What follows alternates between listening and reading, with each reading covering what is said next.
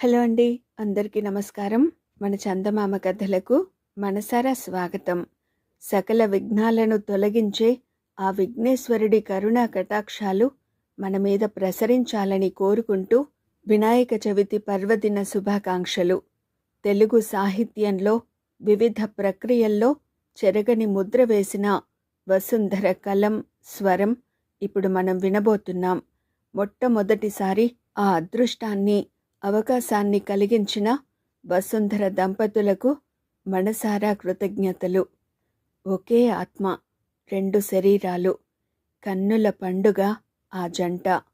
ఒకరు శైలి, మరొకరు శిల్పం. ఒకరు కథ, మరొకరు కథనం. ఒకరు భావోద్వేగాల విపంచి, మరొకరు అనుభూతుల జుగల్బందీ. ఇప్పటి వరకు ఎక్కువగా ఇంటర్వ్యూలు ఇవ్వని వారు మొదటిసారి మన ఛానల్ కోసం వారి స్వగతాన్ని, రచనా నేపథ్యాన్ని వారి స్వరంతో వినిపిస్తున్నారు. ధన్యోస్మి. వసుంధర కలం నేపథ్యం వారి మొదటి కథ నుంచి వివిధ సాహిత్య ప్రక్రియల్లో వారి సృజన నభూతో న భవిష్యతి. బొమ్మరిల్లు మాసపత్రికలో వారు రాసిన 100 కట్ల పిశాచం కథలు జానపద సాహిత్యంలో, బాల సాహిత్యంలో ఒక స్ఫూర్తిదాయక పరిణామం. మన చందమామ కథల్లో 100 కట్ల పిశాచం కథలు ప్రారంభం కాబోతున్న శుభ సందర్భంలో వసుంధర దంపతుల స్వర పరిచయం మాకు చిరస్మరణీయం. వారికి మరోసారి కృతజ్ఞతలు తెలియజేస్తూ వారి పరిచయాన్ని వారి మాటల్లోనే. మన చుట్టూ ఎన్నో ఆసక్తికరమైన సంఘటనలు జరుగుతూ ఉంటాయి. వాటిని వార్తలుగా పత్రికల్లో చూస్తాం, కబుర్లుగా తెలిసిన వారి ద్వారా వింటూ ఉంటాం. వాటిని కథలుగా రూపొందించాలన్న ఆకాంక్ష ఉండేది. ఆ పైన చిన్నప్పటి నుంచి నాకు కథలంటే ఇష్టం.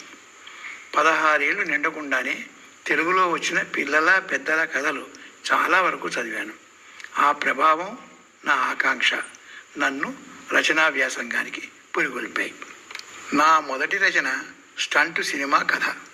ఈ సాంఘిక హాస్య కథ 1963 సెప్టెంబర్ మాసంలో ఆంధ్ర సచిత్ర వారపత్రికలో జొన్నలగడ్డ రాజగోపాలరావు పేరిట వచ్చింది.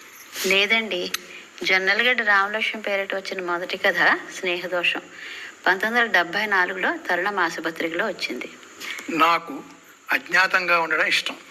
అందుకని ఓ 2 కథలు నా పేరుతో ప్రచురితమయ్యాక వసుంధర కలం పేరు స్వీకరించాను. అప్పట్లో ఓ ప్రముఖ పత్రికలో వస్తున్న నవలానాయకి పేరు వసుంధర. నా పెళ్ళి 1966లో జరిగింది. అప్పుడు నా వయసు 13. మా వారి సాహచర్యంలో క్రమంగా నాకు కథారచన పట్ల ఆకర్షణ మొదలైంది. ఆరంభంలో వారి వ్రాతపతుల్ని ఫెయిర్ కాపీ చేసేదాన్ని. క్రమంగా కథారచన పట్ల ఆసక్తి పెరిగింది. ఆరంభంలో వారి కథలు వసుంధర పేరిట, నా కథలు రామలక్ష్మి పేరిట ఉండేవి. క్రమంగా పేరు ఎవరిదైనా అది ఇద్దరివి అయిపోయాయి. శ్రీ విజయ బాపినేడు పత్రికా నిర్వహణలో కొత్త పందాలు అనుసరించేవారు. అలా బొమ్మరిల్లు పత్రికతో పాటు అనుబంధంగా ఓ చిన్న పుస్తకాన్ని కూడా అందించేవారు.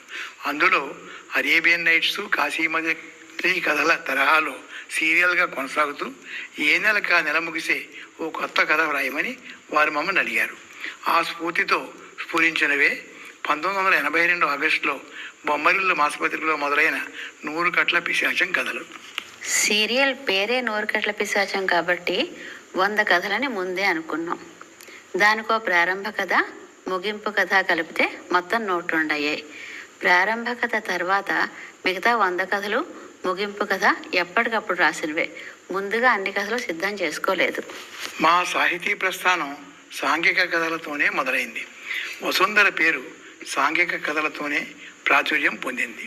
చందమామ వంటి పత్రికలు బాల సాహిత్యంలో సృజనకి ప్రాధాన్యమిస్తున్నట్లు అనిపించి 1971 నుంచి పిల్లల కథలు రాస్తున్నాం. ఏ కథలు రాసినా పత్రికల ఆదరణే మేము విరివిగా రాయడానికి కారణం. కథలు రాయడం కష్టమని మాకెప్పుడూ అనిపించలేదు. మమ్మల్ని సవాల్ చేయడానికి అన్నట్లుగా అప్పట్లో వచ్చే అన్ని తరహా పత్రికలు మా కథల్ని విరివిగా ప్రచురించేవి. అందుకు మా స్పందన ఎలా ఉండేదంటే, ఉన్న పత్రికలు చాలా అనిపించేది.